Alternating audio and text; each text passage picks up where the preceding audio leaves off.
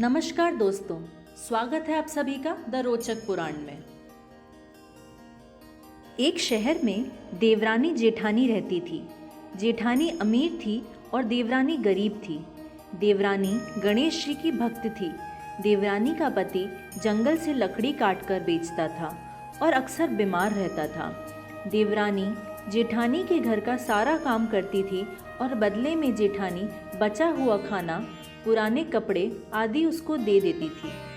इसी से देवरानी का परिवार चल रहा था। माघ महीने में देवरानी ने तिल चौथ का व्रत किया। 5 आने का तिल व गुड़ लाकर तिलकूटा बनाया। पूजा करके तिल चौथ की कथा सुनी और तिलकूटा छीके में रख दिया और सोचा कि चांद उगने पर पहले तिलकूटा और उसके बाद ही कुछ खाएगी। कथा सुनकर वह जेठानी के यहाँ चली गई। खाना बनाकर जेठानी के बच्चों से खाना खाने को कहा तो बच्चे बोले, माँ ने व्रत किया है और माँ भूखी है। जब माँ खाना खाएंगी हम भी तभी खाना खाएंगे।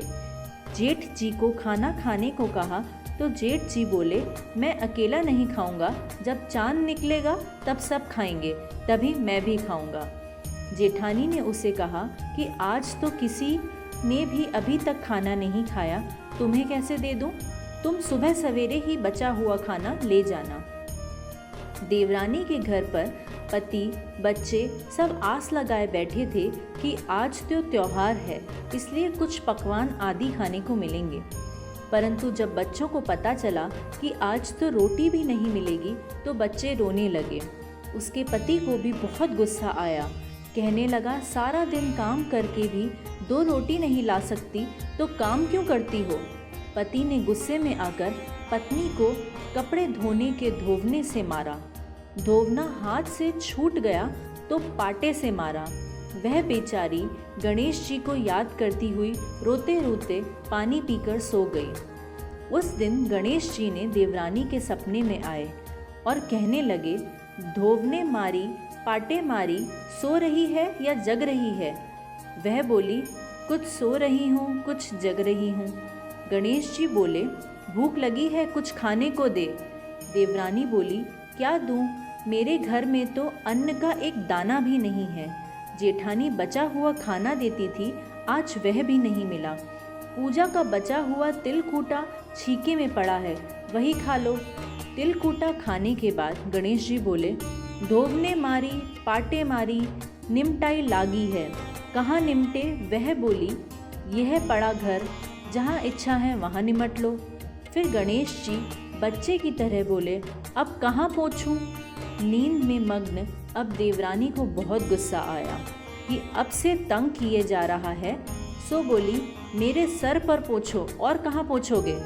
सुबह जब देवरानी उठी तो यह देखकर हैरान रह गई कि पूरा घर हीरे मोती से जगमगा रहा है।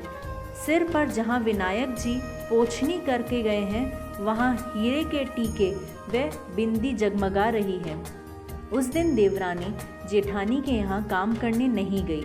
बड़ी देर तक राह देखने के बाद जेठानी ने बच्चों को देवरानी को बुलाने को भेजा।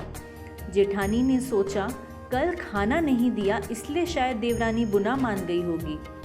बच्चे बुलाने गए और बोले, चाची चलो, माँ ने बुलाया है, सारा काम पड़ा है। देवरानी ने जवाब दिया, अब उसकी ज़रूरत नहीं है, घर में सब भरपूर है, गणेश जी का आशीष है। बच्चों ने घर जाकर माँ को बताया कि चाची का तो पूरा घर हीरे मोतियों से जगमगा रहा है।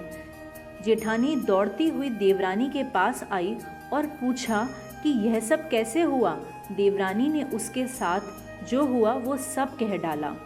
घर लौटकर जेठानी अपने पति से कहा कि आप मुझे धोवने से मारो और पाटे से मारो। उसका पति बोला कि भली मानस, मैंने कभी तुम पर हाथ भी नहीं उठाया, मैं तुम्हें धोवने और पाटे से कैसे मार सकता हूँ। वह नहीं मानी और जिद करने लगी। मजबूरन पति ने उसको मारा।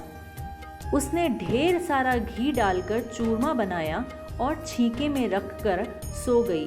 रात को चौथ विनायक जी सपने में आए, कहने लगे, भूख लगी है, क्या खाऊं? जेठानी ने कहा, हे गणेश जी महाराज, मेरी देवरानी के यहाँ तो आपने सूखा तिलकूटा खाया था, मैंने तो झरते घी का चूरमा बनाकर आपके लिए छीके में रखा है, फल और मेवे भी रखे हैं, जो चाहे खा लीजिए। बाल स्वरूप गणेश जी बोले, अब निपटू कहाँ?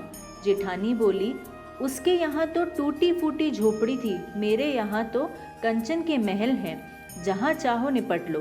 फिर गणेश जी ने पूछा, अब पोछो कहाँ? जेठानी बोली, मेरे ललाट पर बड़ी सी बिंदी लगाकर पोंछ लो। धन की भूखी जेठानी सुबह बहुत जल्दी उठ गई। सोचा घर हीरे जवाहरात से भर चुका होगा, पर यहाँ देखा तो पूरे घर में गंदगी फैली हुई थी, तेज बदबू आ रही थी। उसके सिर पर भी बहुत सी गंदगी लगी हुई थी।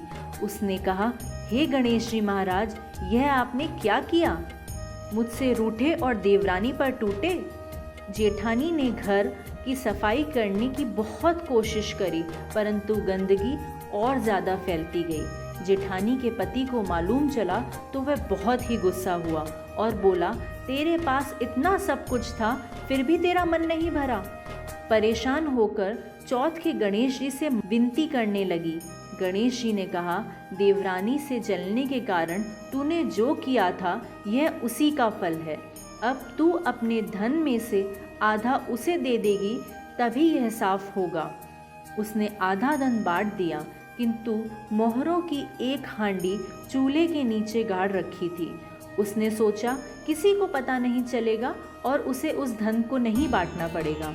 उसने कहा, हे श्री गणेश जी, अब तो अपना यह बिखराव समेट लो। वे बोले, पहले चूल्हे के नीचे गड़ी हुई मोहरों की हांडी सहित ताक में रखी 2 सुई के भी 2 हिस्से कर। इस प्रकार गजानन ने बाल स्वरूप में आकर सुई जैसी छोटी सी चीज का भी बंटवारा करवाया और अपनी माया समेटी। हे गणेश जी महाराज, जैसे आपने देवरानी पर कृपा की, वैसे ही सब पर कृपा करना, किंतु जेठानी को जैसी सजा दी, वैसी किसी को मत देना। बोलो गणेश जी महाराज की जय। चौथ माता की जय।